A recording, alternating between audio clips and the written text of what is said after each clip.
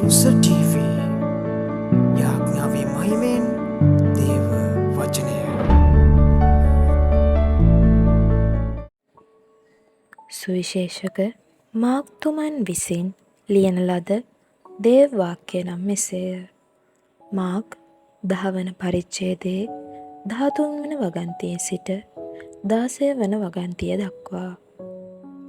දේව රාජ්‍යය ළදරුවෙකුසේ නොපිළිගන්නා එහි ඇතුල් නොවන්නේය.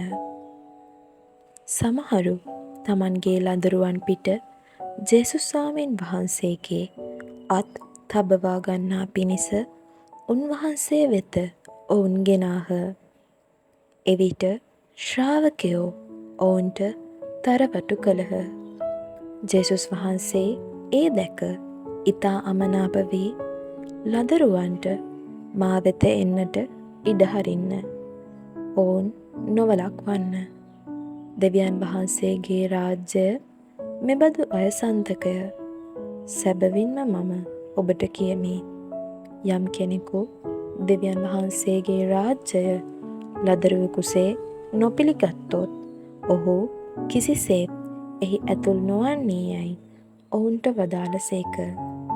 උන්වහන්සේ ඔවුන් තුරුළු කරගෙන ඔවුන් පිට අත් තබා ඔවුන්ට ආශිර්වාද කළසේක. සුවිශේෂක වාක්‍ය එසේය. කුරුස TV අපව සබස්ක්‍රයිබ් කරන්න. දෙවියන් වහන්සේගේ දේ වචනය තව තවත් ඉදිරියට ගෙන යන්නට ඔබ අප හා එක්වන්න.